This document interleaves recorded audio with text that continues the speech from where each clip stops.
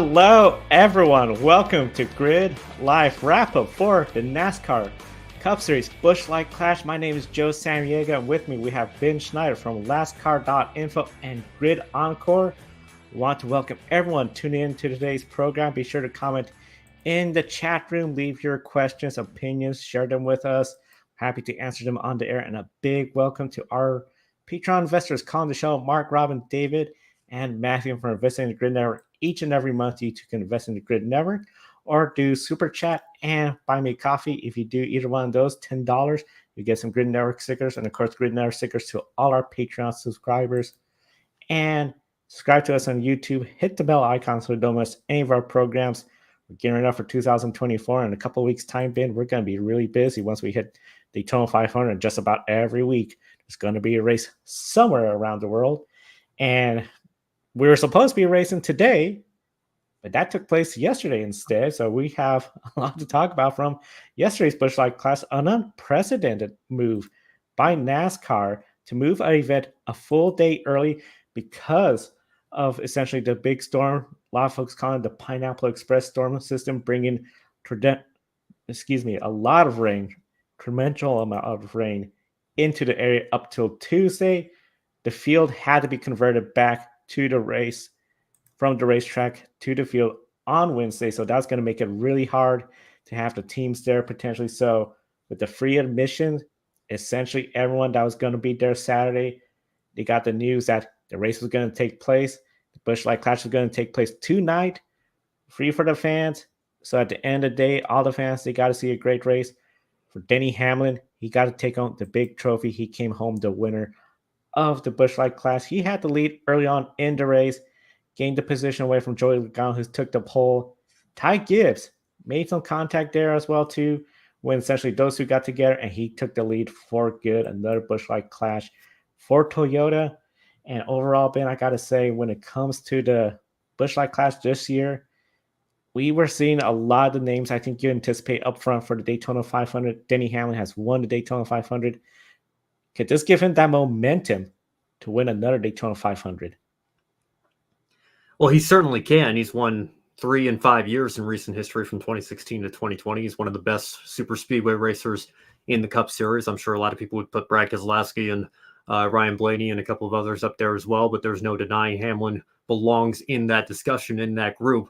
But I don't know that this necessarily is indicative of how he's going to do when we get down to Daytona in a couple of weeks. This is a track that, I mean, short of being a road course, I guess the only thing it has in common with Daytona is it is an oval where you only turn left. But there's not really much that you can take from your setup here from track time at the Clash or winning the Clash with the Clash in its current form here at the LA Coliseum that you can use for a Daytona 500, unlike what it was for so many years when the Clash was also on the Daytona Oval. So, I think maybe back in the day it might have been an indication that somebody had a good car for Speed Weeks and was going to be a threat and could take that momentum. But for this year, I think it's a nice confidence boost. It's a nice shot in the arm, and it might boost their morale going into the Daytona 500.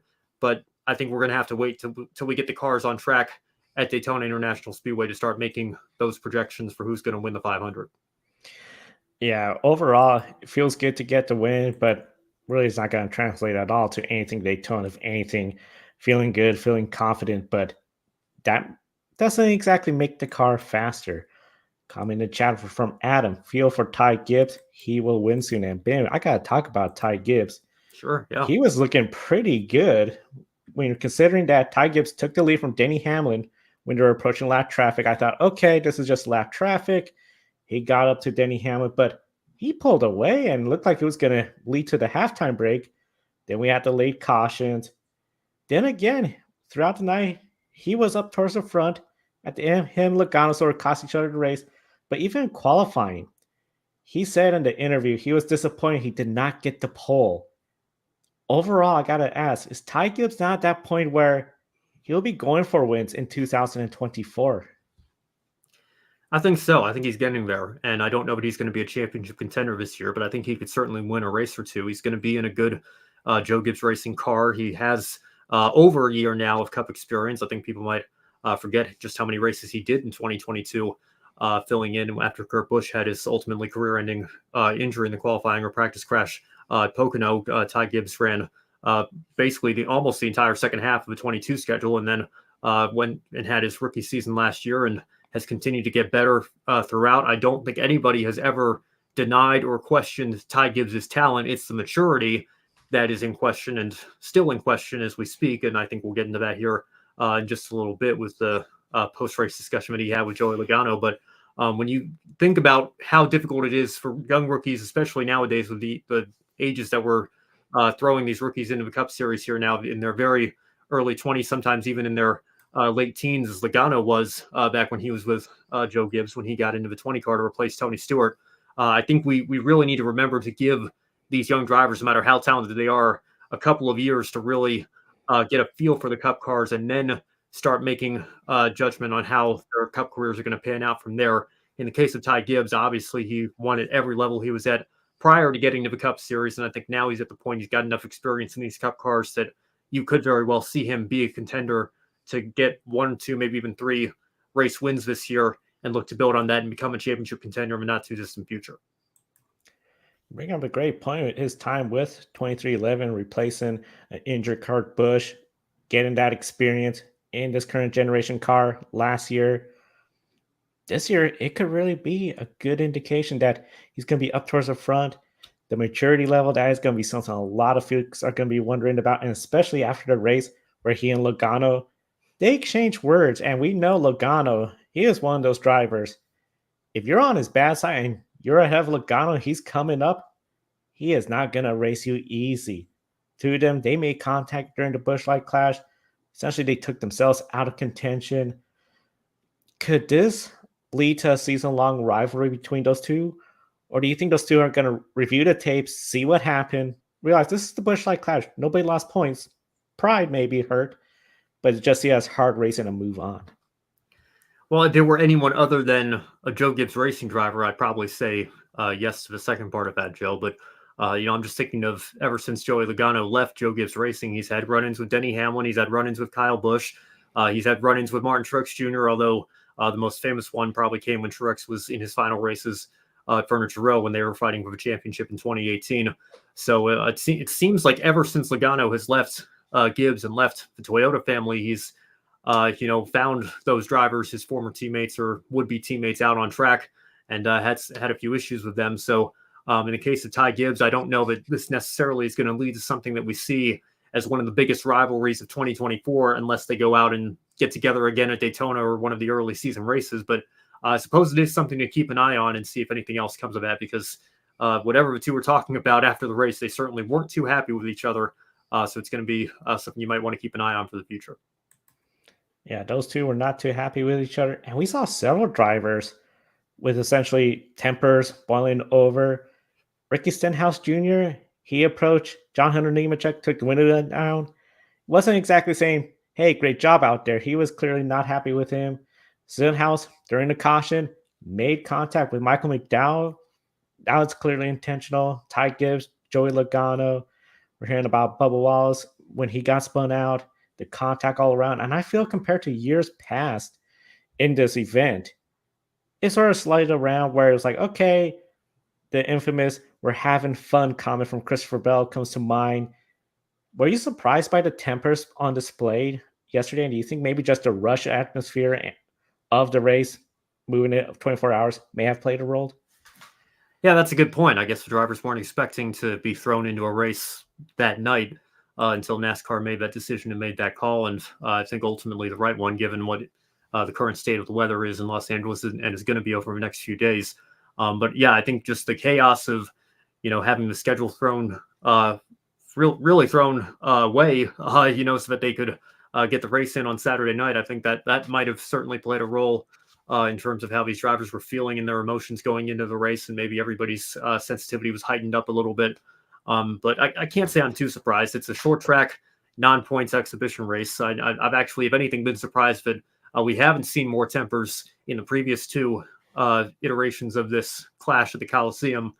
So I can't say I was too shocked, especially given the condensed schedule and everything. I think that may have played a role, as you were mentioning, Joe. Yeah, I was just thinking, especially some drivers still have their pre-race ritual where it's like, particular order of how they process their day, everything, and then just be told 4 hours later, hey, you got to get in that car because you're going to be in the race if you qualify. So hop in.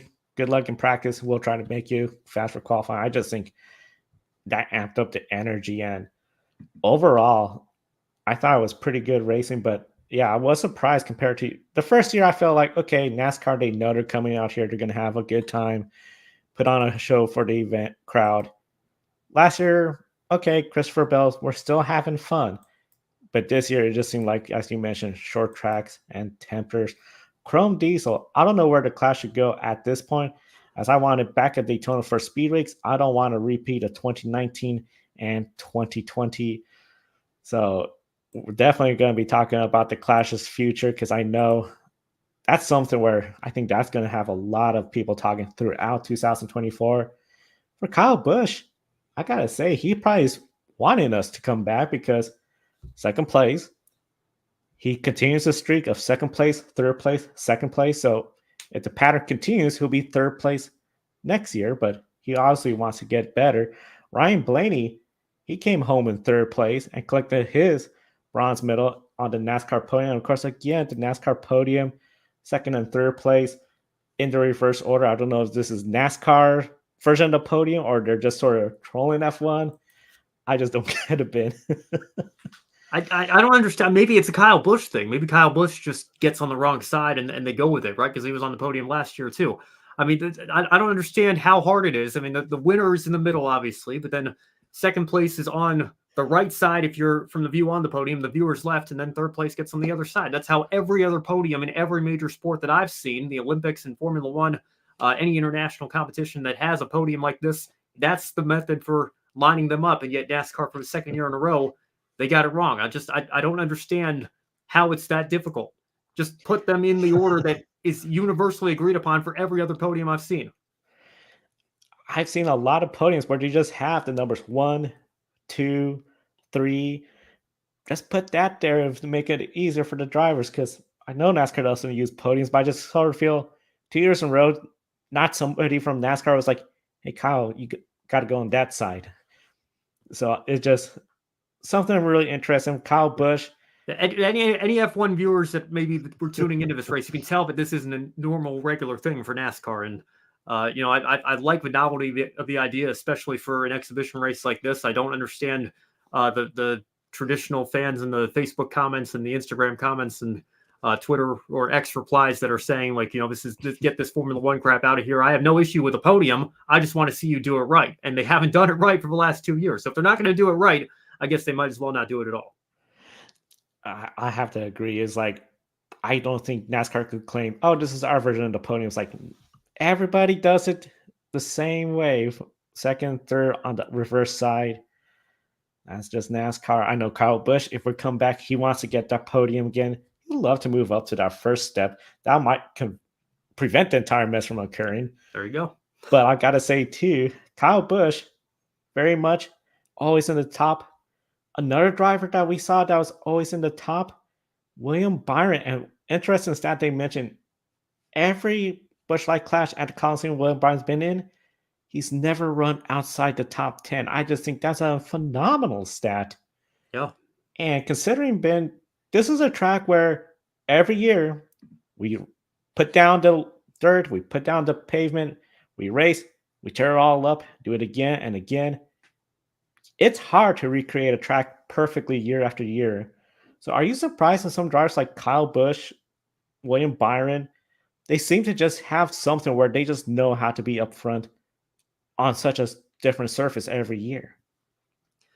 Yeah, well, it might be a different track every year in that sense where, obviously the Coliseum is used for a whole number of events. It's not a permanent racetrack, so they have to remake the track every year, if you will. And so the surface isn't going to be exactly the same as it was from year to year, of course, but it's still a very unique track compared to anything else that's on the NASCAR schedule. So I don't know that it's necessarily too surprising either that a couple of individual drivers have maybe mastered the art of a track this short with these cars and have been up front every year. But that takes nothing away from Kyle Busch, doing everything but winning this race and breaking through. And I guess you could say being on the podium in all three of these races here. William Byron having never run a lap outside the top 10 is just a mind-blowing stat that they mentioned on the Fox broadcast last night as well. So for those two in particular, They seem to have found something here with this setup, at least, even though it's not necessarily the exact same track year to year because it gets torn down and remade.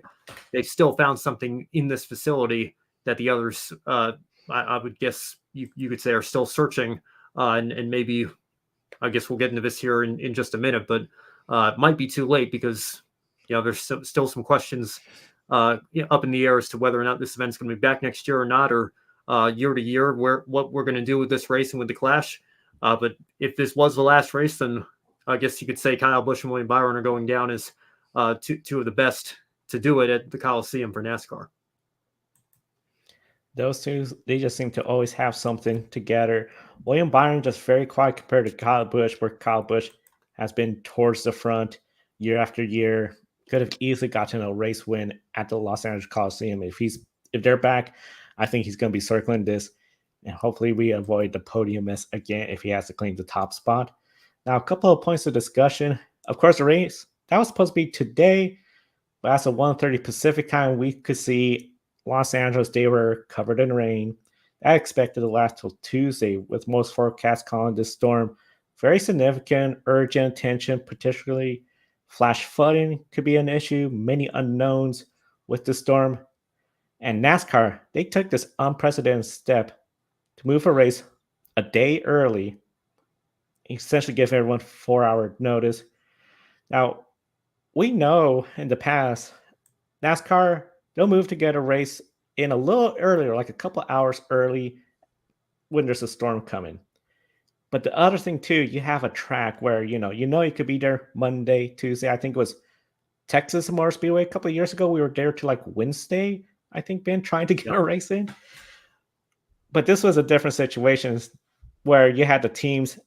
The garage area was essentially a road that was closed.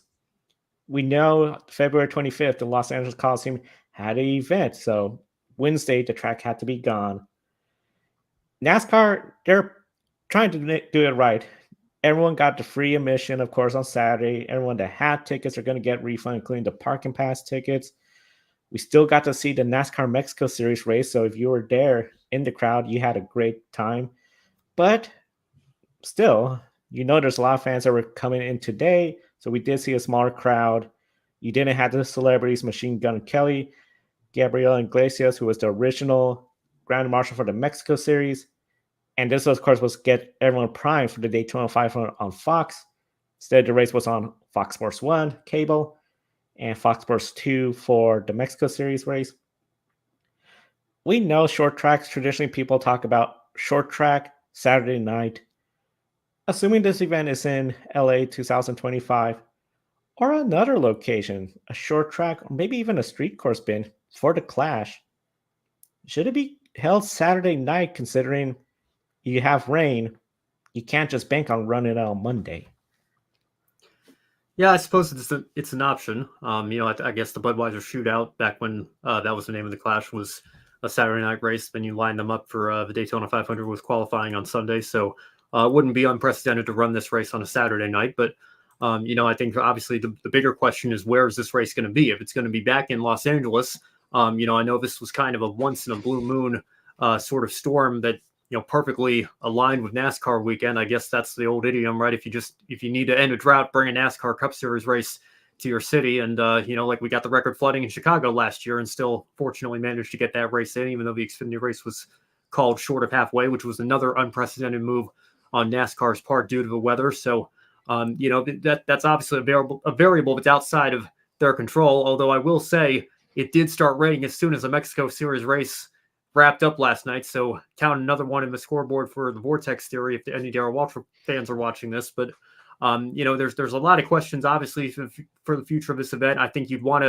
to, obviously pick your location first and then decide based on the location, whether or not it makes more sense to run it during the daytime or nighttime. If it's going to be a nighttime race, I would venture to say probably Saturday night would be better. Sunday night would probably be better for the ratings, but Saturday would give you that buffer to come back and run it Sunday afternoon or Sunday evening, should you run into the issue of weather, which NASCAR so frequently seems to do. Yeah, it seems NASCAR weather, as you said, if you have a drought, call NASCAR, problem solved. I agree with you. I feel like this event, especially Saturday night short tracks, it just seems to make sense. I know the TV race may not be that great, but I think especially when NASCAR, we're going back to Chicago, that is a street course. Yes, you could run what weather, but if you have something like a Chicago again, that heavy rain, I mean, we even see now because of the safety, the challenges of wet tires, Formula One Spa that got called off when they just could not run. It was just too wet. Chicago, it was too wet. So I do wonder if street courses, NASCARs are not exactly made for racing under the rain. If maybe the street courses should be a Saturday, so that way, if you needed a Sunday, you could race. Because we know in Chicago they had to open those roads for Monday, the rush hour traffic. But that would just make it really interesting if you have one day Xfinity, then the Cup Series, assuming you have weather playing out for you. Now, one thing, Ben, Jeff Gluck from The Athletic, he's mentioned that this event may move next year. One rumor I find very fascinating: Mexico City, Estadio Azteca, home of two soccer teams in Mexico. Similar field size compared to Los Angeles. Then we have El Dorado, which is in the state of Chihuahua. It's another rumor, a short track there. One on the pre-race show, Jackson Todd, who made his debut, and Joshua Burst shared their thoughts about the Busch Light Clash. One of them being the Busch Light Clash, maybe swap positions with the All-Star Race, where the All-Star Race travels around. What are your thoughts of the Clash, and should it move or remain in Los Angeles? Well, the All-Star race, I feel like never should have left Charlotte. Especially if it's going to be the weekend before the Coca-Cola 600, it just makes sense to keep it in the vast majority of a team's backyard and run it one week and then have the 600 the next. So I would say if you're going to bring the All-Star race into this, maybe bring the Clash to North Wilkesboro and maybe make that kind of a throwback weekend and move the All-Star race back to Charlotte. I'd have no problem with that. I'm not necessarily a fan of these traveling races, even for the finale. I know that gets brought up every time we go back to Phoenix. If we're going to do this playoff format, maybe we should have a rotation of a championship venue. I think Homestead was the perfect venue for that. I'm not really sure why we decided to leave that for Phoenix. I think the quality of the racing has been much better at Homestead than it has at Phoenix over the last several years. But talking about the Clash here for just a second, again, I think there's that old saying, you never really know what you've got till it's gone. And I understand, and I think Chrome Diesel, actually, if we can pull that comment back up, he came in and said something about, there we go. As much as I want Daytona back for Speed Weeks, I don't want a repeat of those two races.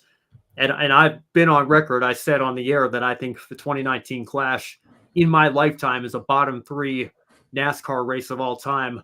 2020, I think I could probably put in that category as well. I think I've just tried to wipe that one from my memory. I'm kind of regretting not buying that Eric Jones diecast. I still can't believe that was what the winning car looked like. I think Austin Dillon was the only undamaged car in that race, and even he kind of did a 360 to avoid one of the wrecks. So that was just an absolute farce of a race, as was 2019, to be quite honest. It was nothing but a single file train. But I feel like, you go back and watch, the Bud Shootout from 2012 when Kyle Busch, had those 2 incredible saves and then bump drafted with Tony Stewart and pulled out right at the end and to win it of a line. I think that was probably the last great Clash / shootout / sprint unlimited, whatever, pick whatever name you like. I don't know if the tracks have necessarily been the issue. I think a lot of times the rules packages that we've brought have led to some not so great races. I think that has kind of turned some fans off to the All-Star race at Charlotte, to the Clash at Daytona, or shootout, whatever, at Daytona. And we've said, maybe the answer is trying to move it around a little bit. Now, that's not to take away from any of the success that the LA Memorial Coliseum has had, because I think this has had a good 3-year run. But at the same time, you look at this and say, maybe it started to run its course. Maybe you could say that, it's brought in some new fans, but it hasn't caused this Formula One boom in the United States that they've been experiencing over the last several years. Maybe ratings are up in the LA market a little bit, but I don't know that you can make the case necessarily that it's brought in these legions of brand new fans that have stuck around each of the last 3 years. So, if we're going to talk about the one thing I will say is this: if you're going to do a traveling race of any kind, you can maybe do like a stadium series and bring this to a new stadium every year, so that you give each city an opportunity to experience this, but you only get one chance. If you don't if you want to make it, you got to go that 1 year that they bring it, because we're going to take it to all these different stadiums all around the country from year to year. I think that's an interesting concept. But the traditionalist in me, it misses the All-Star race at Charlotte, and it does miss the Clash at Daytona. So I don't think it would be a guarantee necessarily that you would get a repeat of those 2 years. But, I suppose that's always a risk that you run. But I would, again, like to see, let's go back to the basics. Let's go back to what worked for several decades. You win a pole, you're in the Clash to open the season at the Daytona International Speedway. And if you win a race, you're in the All-Star race at, again, I would say ideally Charlotte Motor Speedway, and we'll go from there. But that would be my decision that I would make if I was in charge. Obviously, I'm not, as much as I would like to be sometimes with the decisions that get made in this sport. But I think there are merits to both sides of the argument here. But again, just for a whole variety of reasons, and you've got the Olympics coming into Los Angeles in 2028 here in the not too distant future. I think maybe the LA experiment might have run its course, but then again, I'm sure there are some locals that have gone all 3 years that love the event that would love to see it stay. So we'll see what they decide to do. Yeah, you bring up a really good point about the format and how the Busch Clash, the Budweiser Shootout used to be just pole sitters, and then they expanded to include, I think it was 1 year. Ford makes then the Toyotas, Dodge, Chevy, they all had like 4 drivers or stuff, and then they expanded to where we had more and more, and I feel like it just became a drawn out event compared to it was a short dash of maybe 11 or 12 back in the 90s. Yeah. Well, Joe, I remember that, because I remember, being a kind of a legacy AJ Allmendinger fan. I remember when he moved to Richard Petty Motorsports and was in that 44 car, and being in the Budweiser Shootout, I was like, I thought this was just for pole sitters. Why is this field so big? And it was because Dodge had basically gotten to the point where it was basically just Richard Petty Motorsports and Penske Racing at the time, and RPM even left Dodge after that to go to Ford in 2010. So Allmendinger, running this car that was only at the time scheduled to run 8 or 9 races that season, basically got into the shootout by default because there weren't enough Dodges to fill out the field. So again, I think formatting wise, it just makes most sense to take, if it's the fastest race, and again, back in the day, the Clash only used to be this 20-lap sprint. It makes sense to have the fastest drivers, or all the pole sitters, in other words, in that race. That would be my decision that I would make in terms of the format. And I think that there is that missing key, like something for the pole sitter only. I think that what made the Clash work originally, and it was part of it was during the daytime, because you still had other series racing where there was a NASCAR Dash Series, ARCA, other events going on, sometimes IROC. It was part of a day where I think now it became, it's a made-for-TV deal, but then the ratings weren't high, and then the fan attendance didn't seem to be there. So I think it's something where I would like to see something like that. I do like the idea of the Clash, something stadium-wise to get to new markets.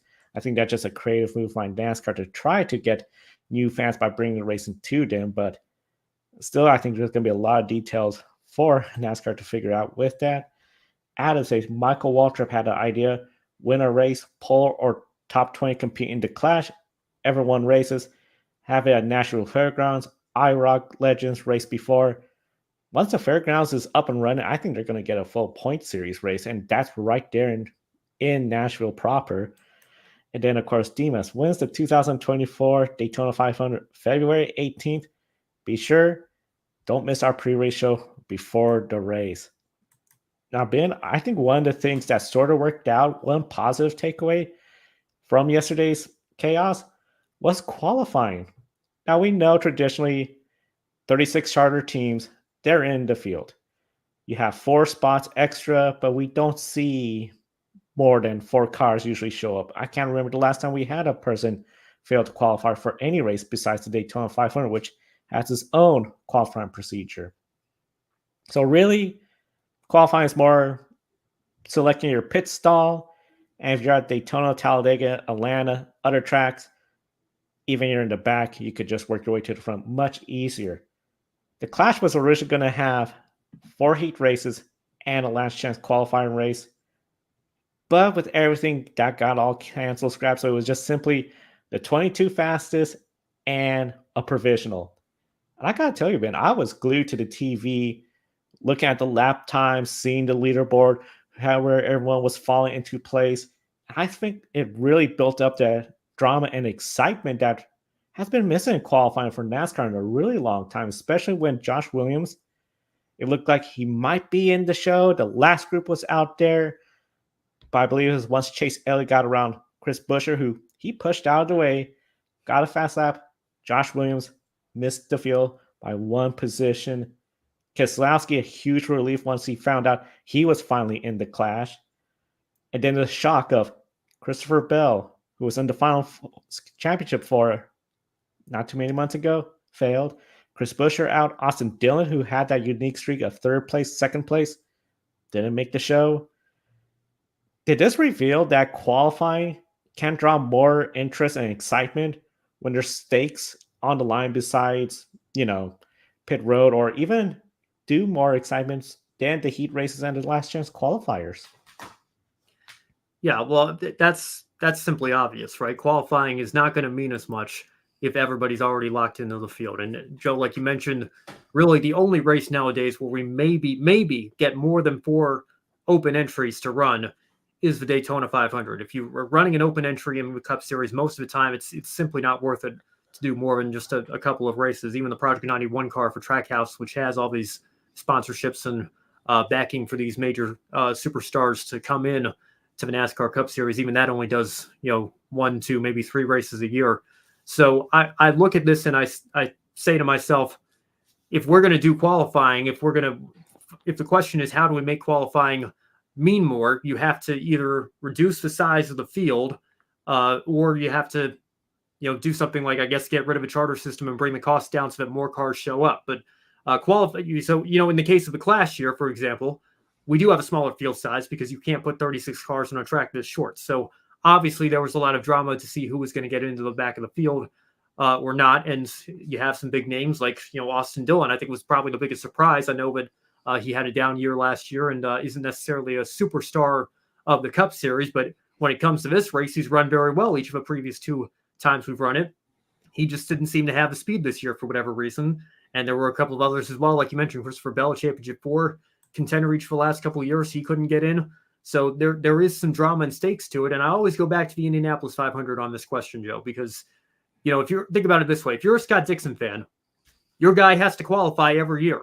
It doesn't matter if he's a former 500 winner. It doesn't matter if he's a multiple-time champion. And arguably now with his resume and the amount of races he's won, maybe a top 3 IndyCar driver of all time up there with Foyt and Andretti.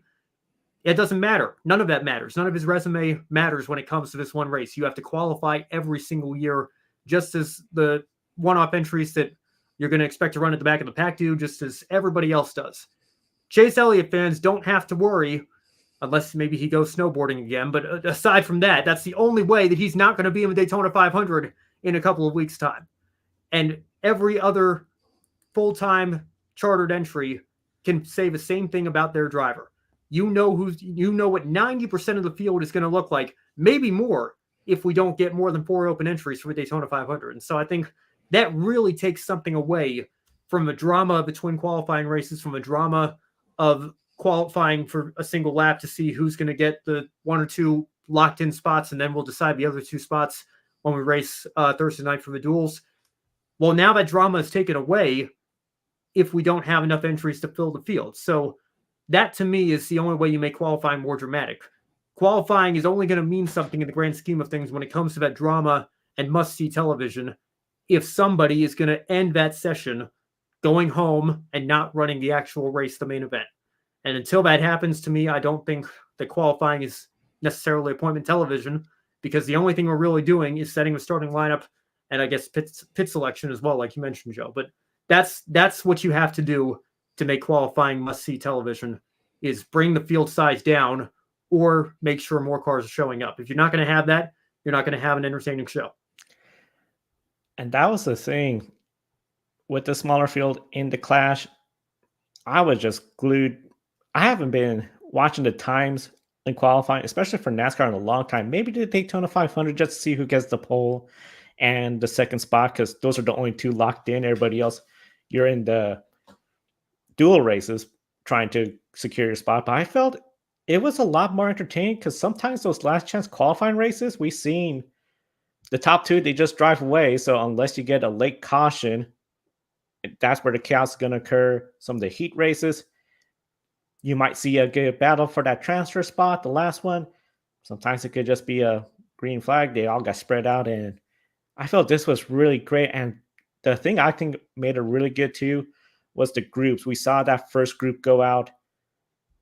Then those times were really slow compared to the second group, the third, the fourth group. But then that fifth group is when we saw, hey, the track has changed some more, so we're not seeing faster times. So that last group, when you had Chase Elliott, Christopher Bell, Chris Buescher, which I thought they're going to have the advantage. No, they were. When we were seeing that Christopher Bell, Chase Elliott were in the 30s with 2 minutes to go, I was just thinking, there's a chance Chase Elliott's going to go home and miss the clash.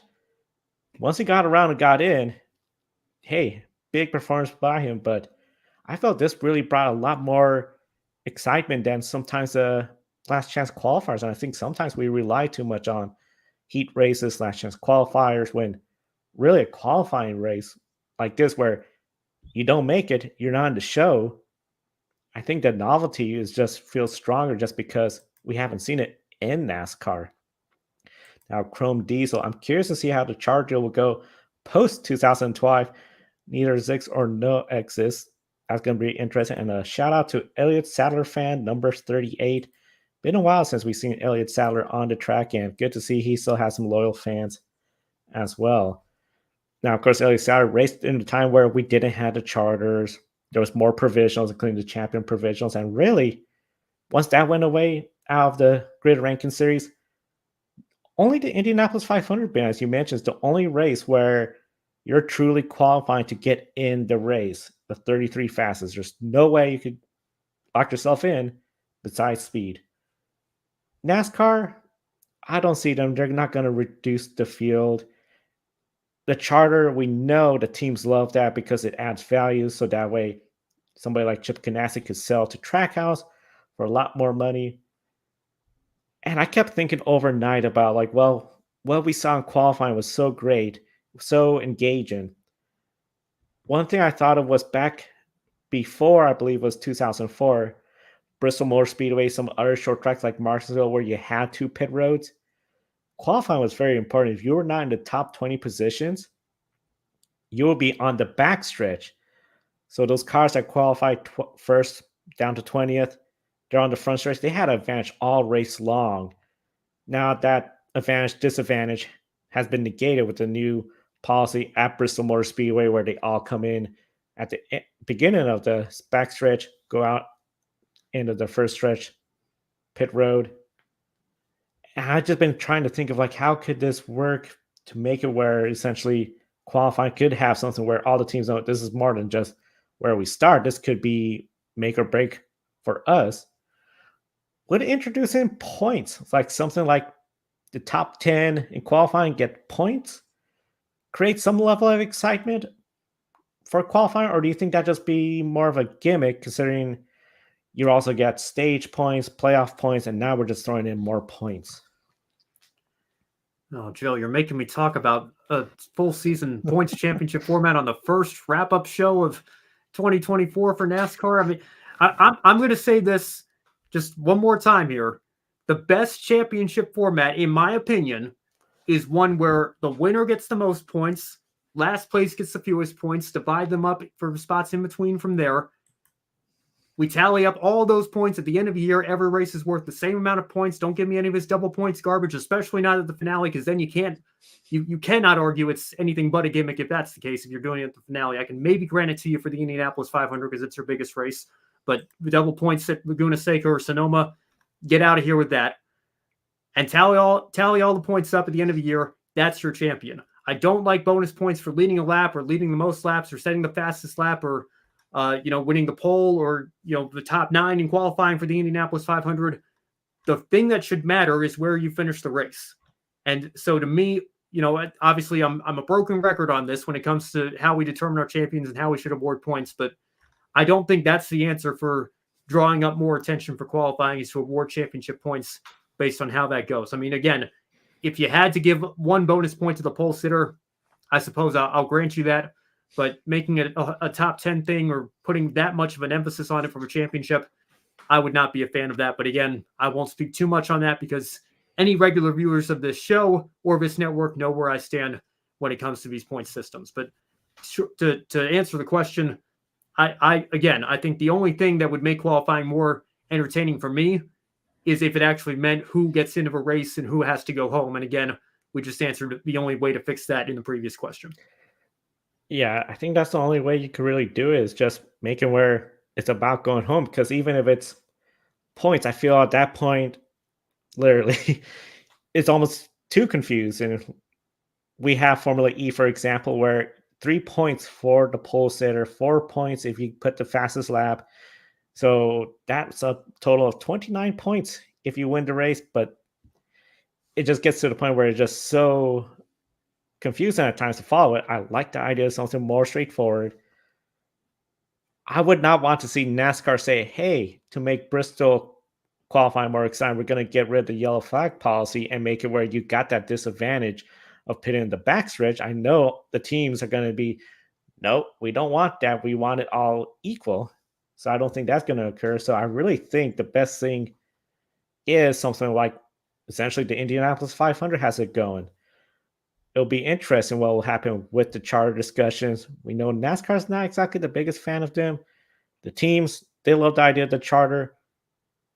It's just going to be really interesting to see what happens. But I think for the time being, at least, maybe for the Clash, wherever they go next year, keep this format. I sort of enjoy the qualifying more than heat race after heat race. If you have qualifying, the practice, then the NASCAR Mexico Series or another feeder series, and then the Clash, I think that'd be a fun single-day event rather than pushing to a 2-day event. But we'll see what happens. Now, of course, the Clash, we did see the Mexico Series. They got to race. Daniel Suarez, he got to take the win. And overall, Ben, I felt like the cars, they seem to do better at this track. We saw a good amount of passing, side-by-side racing. Overall, did it appear to you as well that these cars from NASCAR Mexico Series were better suited for the Los Angeles Coliseum?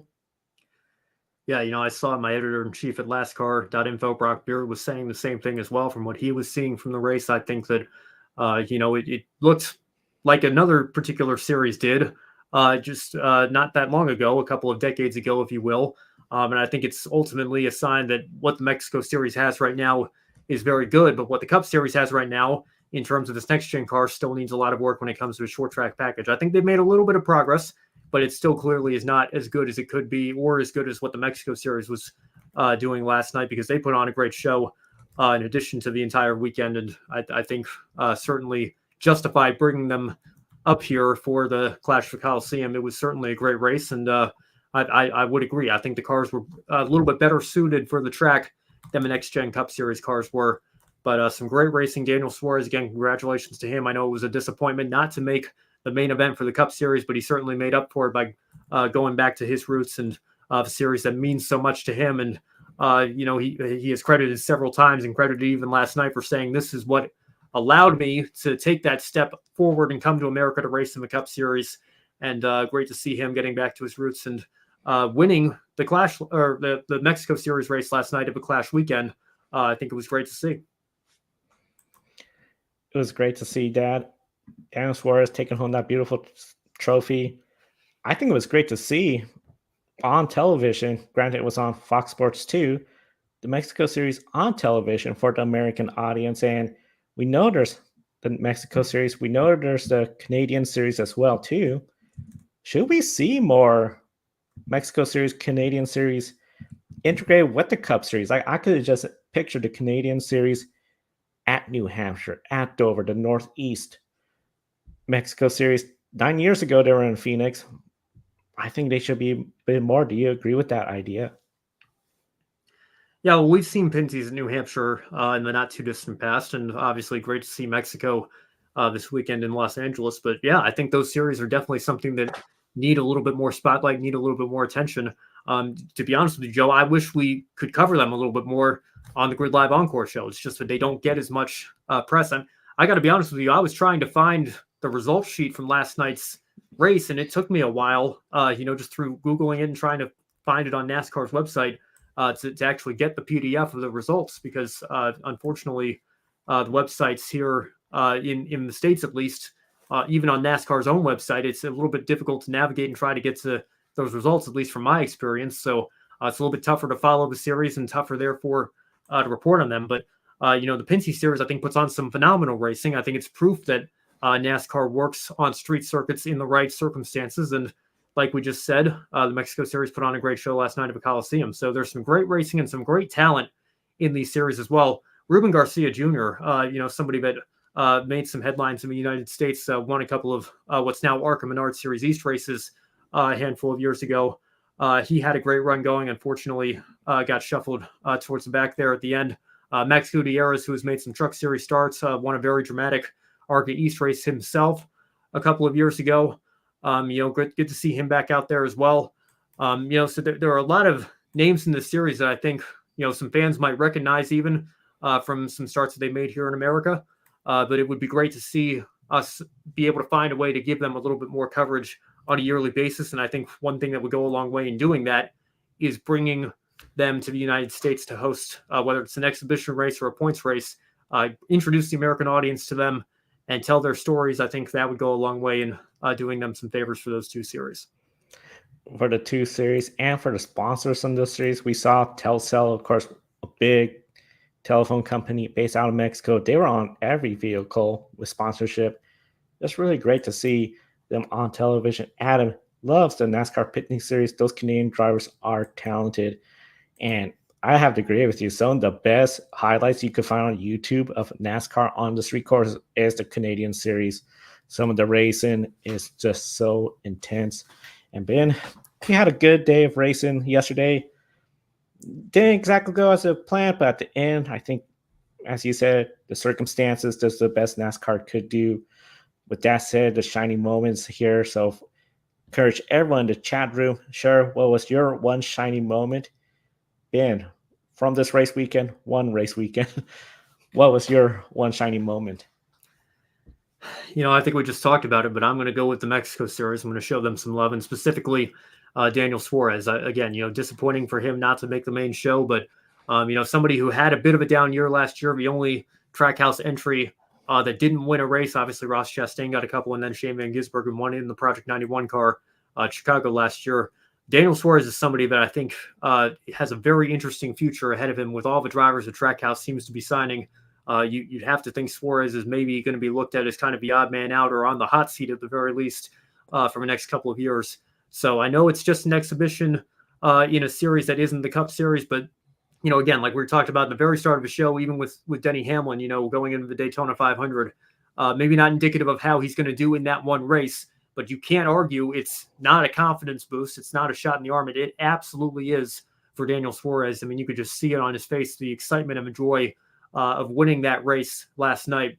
I think is going to go a long way for him in terms of his confidence heading into the season. And hopefully for his sake, that will translate to his Cup Series program and help him find his footing and maybe get a couple of wins this year to establish himself as somebody who should be looked at as a top free agent for 2025 and beyond, even if he's not going to be back with Trackhouse. So that is my one shining moment, Joe. Seeing Daniel Suarez win in the Mexico Series last night, certainly a special sight to see. That was a special sight to see. Mexico Series, they put on a great show. My shining moment is going to come from the Cup Series in the Busch Light Clash, and that's going to be the effort by Ryan Blaney from last place, 23rd. We saw in qualifying, he was just not on the pace. I was wondering, is he sandbagging, holding back to see if he gets in through the professional? He did. What an effort by him to get up towards the podium step, third place. Great effort by the defending Cup Series champion, Ryan Blaney. That's my shining moment. And we encourage everyone, be sure to subscribe to us right here. Hit the bell icon so you don't miss any of our programs, including this week, Grid Tonight, the Women in Motorsports. Then it's a last quiet weekend before Grid Life pre-race comes back for the Great American Race, the Daytona 500 pre-race show Sunday before the Great American Race begins. Buy me a coffee, YouTube Super Chat, get your name on the leaderboard.